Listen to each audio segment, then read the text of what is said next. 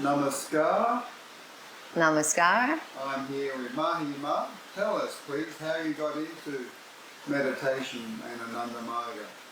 Well, I was brought up as a Catholic, and then when I went to university, I became agnostic. And then I met some people who were talking to me about cosmic consciousness. And this opened my mind up it expanded my mind really, to think, well, maybe I'm not separate from God. Maybe I'm a part of that infinite. So I was looking for a meditation group, a yoga group. And I was living in Melbourne at the time, in Australia, 1973. So I looked around. There were lots of different groups around at that time. I went to different groups, and I didn't get attracted to any of them. And then I saw a poster that said, Ananda Marga, a phone number to ring to go along for classes. And it said, meditation should be as free as sunlight, air and water. And I like that, because even though water now, of course, does cost a lot of money, but then it didn't.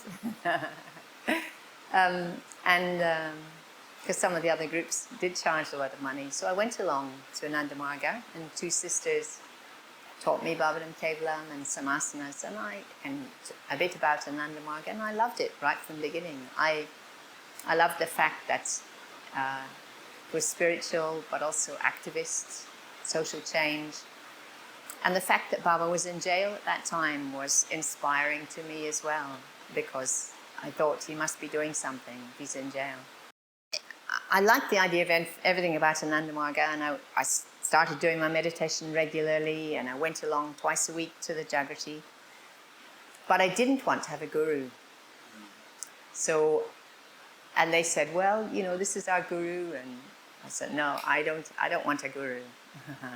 I like the meditation, but no guru. And then, so I got initiated, and before I got initiated, the night before I got initiated, I knew it was really important, and I had the feeling that, well, it would be really good if I stayed up all night long and meditated, like the knights in the medieval times. They prayed in the churches before they got their knighthood.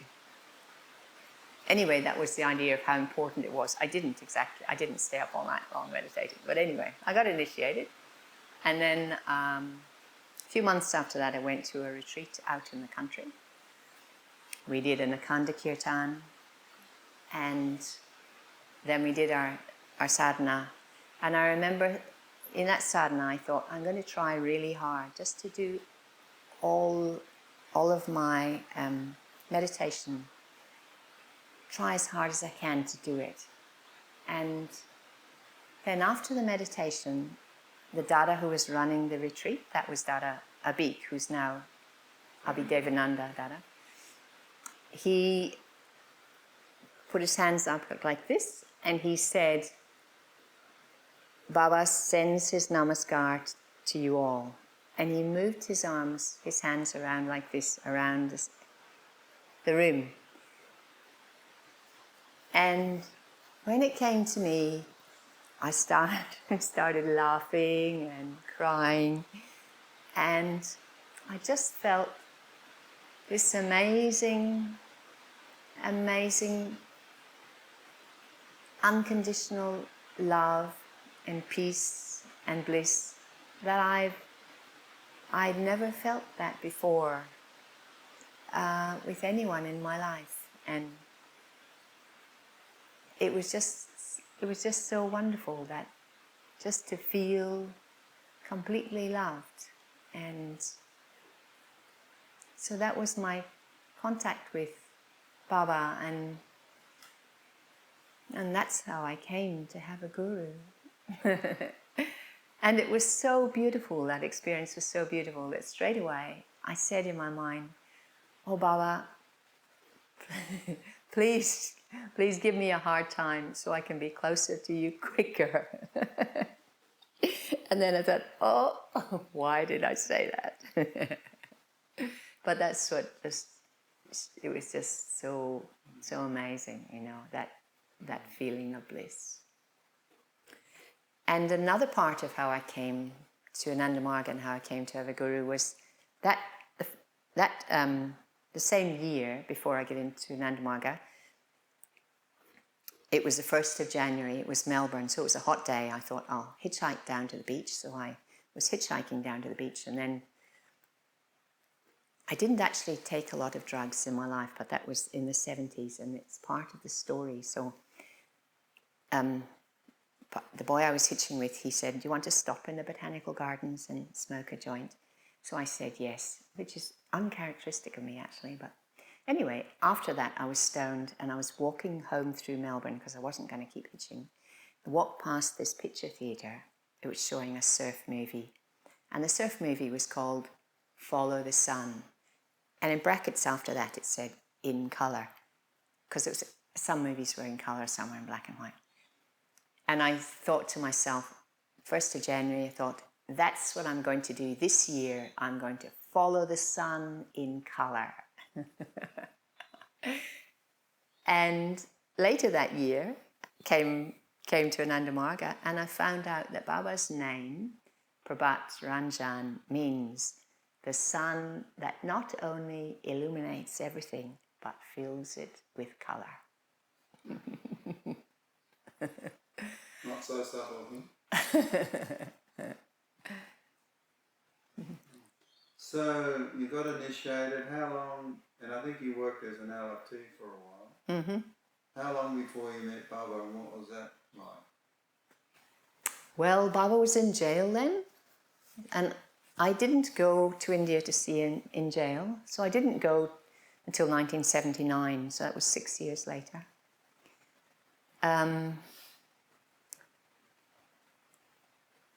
And actually, when I met Baba, I'd heard all these stories from people going to see him, how wonderful it was. And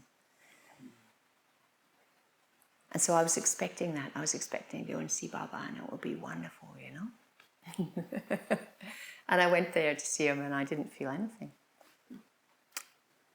I didn't feel anything. Day after day, didn't feel anything. So I talked to the Didis, and they said, look, and there was one of Baba's darshans where he says, it's in the Prabhat Sangeet as well, about loving, like I was wanting something from Baba instead of loving him to please him, you know. And once I got that, and I was able to surrender that, wanting to feel something from him, and then I started to feel something. And yeah. So I did go. I was fortunate to be able to go and see Baba quite often, every couple of years. And in the early days, there weren't many foreign Margis who went there. So, what year are we talking? well, in the 80s, maybe 81. And I remember one time when I got to give Baba a garland, and so I put the garland over his neck, and he smiled at me and he said, "Is this for me?" Many years later, after Baba had gone, in fact, we had a retreat in Adelaide, and we had a Baba photo there, and one sister was making a garland to give to Baba, to put on this photo. And it was just a small retreat, so I had the idea that why not let everybody have the chance to do it. So we stood in a line, and we all held the garland and put it on Baba's photo. And doing that, it really felt I was really putting it on him, you know, even though he wasn't in his body anymore. And so I was so happy to be able to give that experience to the other people at the retreat who may not have even seen him physically. Some experiences I had with Baba that really...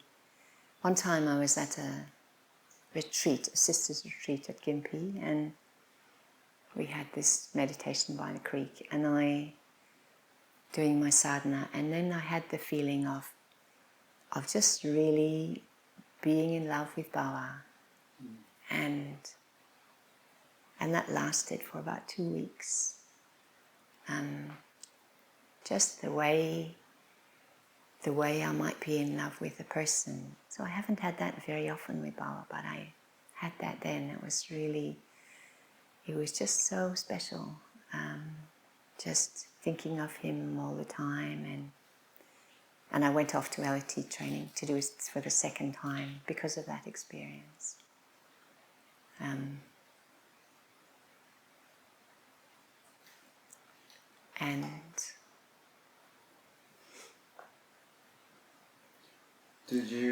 when was the next time you went and saw Baba? Was there anything significant that you remember?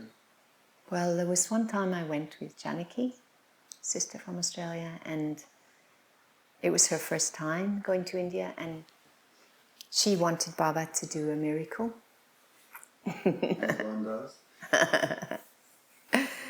So we were there, the two of us, in the front yard at Lake Gardens, and Baba came out, and I was standing there, and there was a few Indian brothers there with me, and Baba was asking these Indian brothers, and they were saying their names. It wasn't in English, but I could hear that they were saying their names. Well, that's what it sounded like anyway. And then he said something to me in Bengali, So I said, Mahima. But that wasn't what he was asking me. I had no idea what he was asking me. Anyway, then afterwards, Janakii said to me, why didn't you answer Baba when he was asking you? And I said, I couldn't understand him. He was talking in Bengali, and she had heard it in English. Yeah. So she got her miracle. Stories like that. And that same time, Baba had just started giving the neo-humanism discourses. So he asked Janakii and I, he said, are you enjoying the neo-humanism discourses? Are they being translated into English? And they weren't. So, and the Dadas were saying, no, say. But I said, no, they're not being translated into English, so we haven't heard them. And then Baba called his PA, come. And he arranged for the classes for us to have a special class getting the translation of neo-humanism. So, and then he called us down the side, and he told us what he'd arranged for us. And then he said, well, are you happy now? Are you happy now? Now you can smile more. So neo-humanism has always been really special to me, of Baba's philosophy, because I was there when he gave it, and because he amazingly, really made the effort to have it translated for me, for us. The last time I saw Baba was at Sunday Darshan in Tiljula, and he gave Gurusakásha at the Sunday Darshan. And people were surprised afterwards. Oh, how come Gurusakásha? And Didi Mitra was talking to us, Didi and Ananda Mitra talking to us later on about saying when you do Gurusakásha, like it's about really looking in Baba's eyes and feeling that love. And I really love that practice so much. So it's not just a practice, of course. It's real, like waking up in the morning, and then first thing is visualizing Baba, doing his mudra, but focusing on his eyes and focusing on him loving me, and starting the day feeling that love. I really love how our path is about love. Of course, it's not all about love, but that's the essence. The essence is about. Today starts off with his love towards you. Yeah, and I like I didn't. Yeah, and that reassuring that I'm loved, and I had another experience with Baba, which I don't share very often, but it was when I was a new Margi before I saw him. And I was in a relationship, not a very good relationship, and I came along to DC, and one Margi brother sang a bhajan. It was English bhajans, and he sang this bhajan, and then I saw Baba's face in front of me, and Baba said to me, he said my name, and he said, you're looking for a lover, and I'm your lover, and I'm just waiting for you to come to me.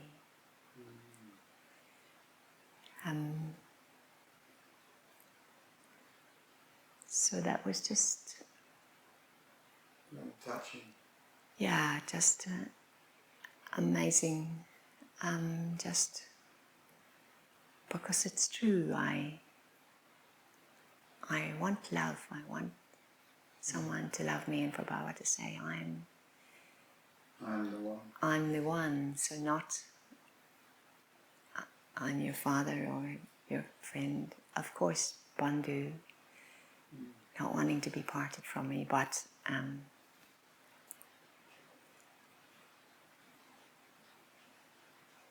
yeah. So Radha Krishna, love. Yes. I think it was very special, very, very special that I was able to go to see Baba when weren't many people around, and spend time there. Once at Anandanagar, I was able to plant beans in his garden. That was very special, planting beans that he was going to eat.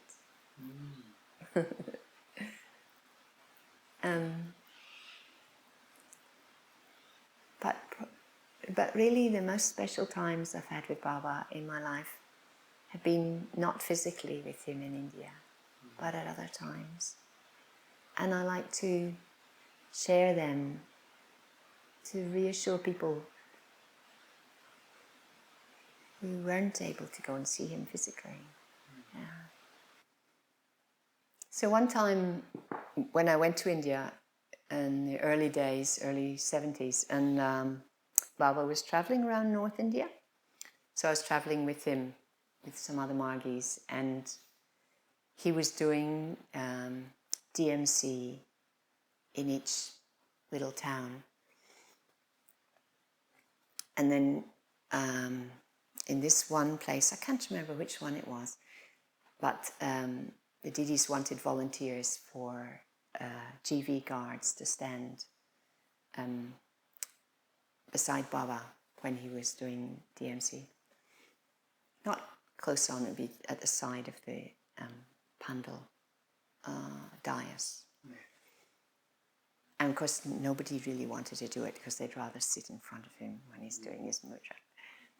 But I said, yeah, I'd like to do it. So I had a GV uniform on, and I was standing there, and Baba was giving his darshan, and it was in a big tent. And there was quite a lot of communist agitation at that time. When I was actually standing there, there wasn't, but I was taking it very seriously, so I was looking at everyone in the crowd just to make sure nobody had a gun or anything were going to come rushing up to try and attack Baba. And so, of course, I couldn't look at him when he was giving his darshan or doing his mudra. But that was one of the best experiences of his mudra that I had. Because again, it's not me wanting something, it's me being service, me giving, yes. Yeah. There was another time in that trip as well where a big pandal, and the communists were trying to attack from outside the pandal, and it was just a tent. And it was after Baba's darshan, and the brothers were doing Tandava. So they were doing Tandava, and the people trying to attack the tent from the outside, and it just felt like the battle between good and evil, you know? It was so powerful.